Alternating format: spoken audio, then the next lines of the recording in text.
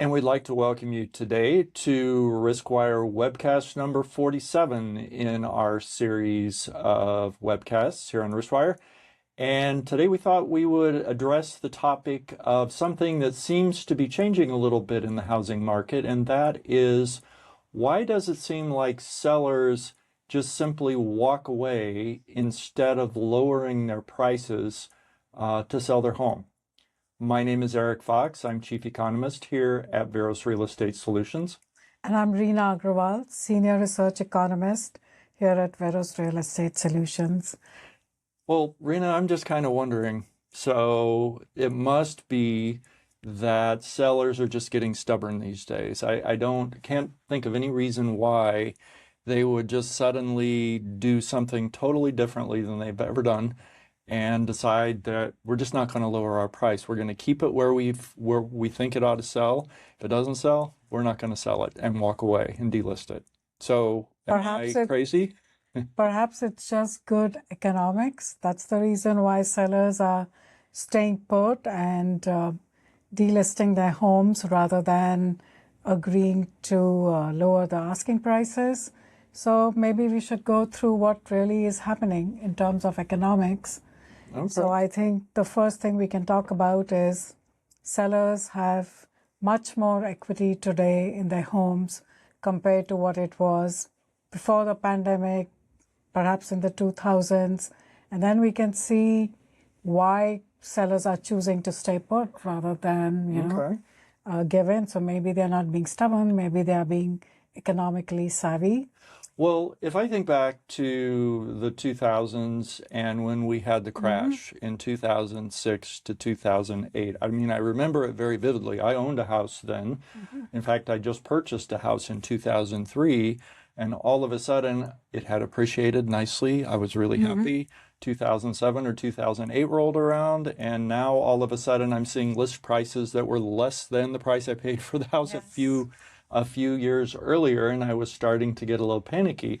But all around me, what I saw was sellers who wanted to sell their house were lowering their prices. Yes. If it didn't sell for $400,000, they lowered it to $350,000. If it didn't sell for $350,000, they cut it to $325,000, and they sold it. And the market went down fairly dramatically back then. So what is different today? So you're right that at that time, 2006 to 2008, prices did fall dramatically. But what we are seeing now is that many homeowners have owned their own homes for 10 years, 20 years. Back then, in 2005, the total equity of all homeowners was around $14.4 trillion. It actually fell to $8 trillion in 2012. Wow. And then it slowly went up. And before the pandemic in 2019, it had reached $19 trillion. And you can guess how much it is right now in 2026. I mean, $25 trillion? It's actually $35 trillion. Wow. Which is a huge gain. That's an enormous gain. So homeowners, if we think about them maybe as having a balance sheet, that's a huge asset on their balance sheet today, even compared to 2019 and certainly compared to 2012 or 2005. That's true. And if you look at the total real estate value, homeowners now really have 70% of that total real estate value in terms of equity. So that provides them with a huge financial flexibility.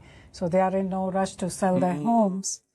And their balance sheet is not just home equity. Well, of course not. I mean, if we look at what's happened with the stock market here just in the last 5 years, it probably is skyrocketed just like house prices. Yes. So I would assume that a lot of the balance sheet of homeowners is also in the stock market. You're right, because homeowners' wealth in the stock market has actually doubled from 34 trillion in 2019 to nearly 65 trillion in 2026.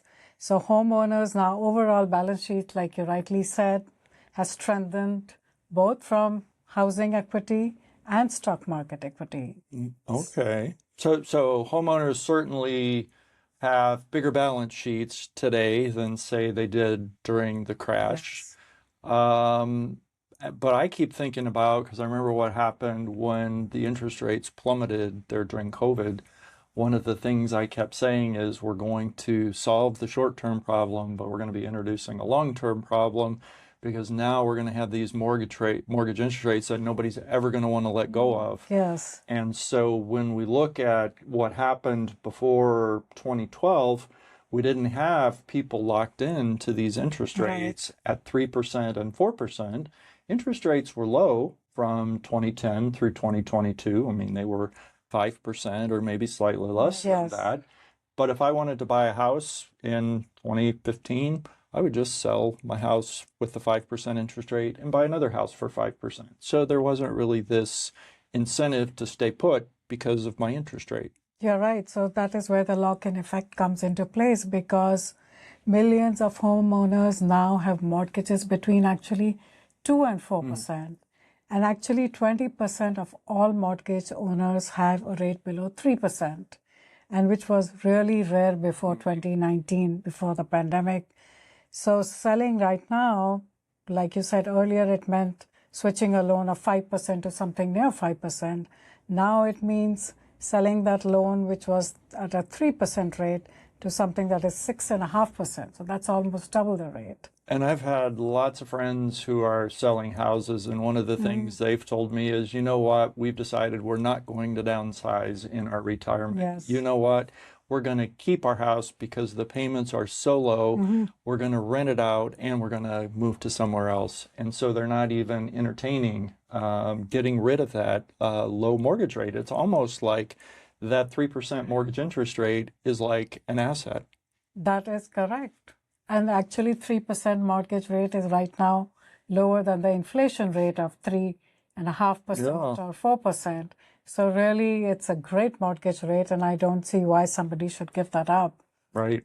So that's again economics. And then, so what we are seeing because of that is sellers are less motivated to sell their house. They have a good balance sheet. They have a low mortgage rate. So, you know, they're not being stubborn. They're just being economically wise, I think. That's very interesting. And so if they don't get an offer, they just say that's fine, and there's lots of things we can do with this house, and they don't feel pressured to sell, unlike some of the sellers in earlier times, like we just discussed. Also, you know, we are talking about mortgage rates here, but there are 35 million homeowners actually right now who own their homes outright. And this number was, of course, much fewer.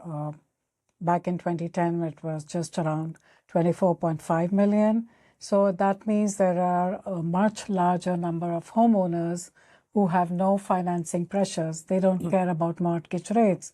They just own their homes as is. So if they don't receive an acceptable offer on their homes, they're just going to delist their homes, maybe try to list it again after a while, but they don't really care about accepting anything that is below what they want. And I think another thing that's certainly changed in the past 10 or 20 years is costs have increased for selling homes. Certainly things like capital gain consideration. So we've talked about how rapidly house prices have gone up here in the past decade. So the capital gain, if you've owned a house for, you lived in 2 or more consecutive years, you get a $250,000 capital gains exemption for a single filer, $500,000 for a married. When houses were, $200,000 or $250,000, that's great because you could have most of that exempted if it went up. But if a home is $1 million, suddenly that doesn't seem like so much anymore. So people are saying, well, even though I have the exemption, I'm still going to have to pay fairly large capital gains. So maybe I'll just sort of stay put and not realize that. That possibly is going on in some of their minds. And you're absolutely right. And actually, in the case of a state like California, property taxes would go up on a replacement home because we have Prop 13 in California. So the tax basis, the tax rate only goes up by 2% each year when you own that home. But once you switch that home, you buy a higher priced home, suddenly your tax basis goes up big time.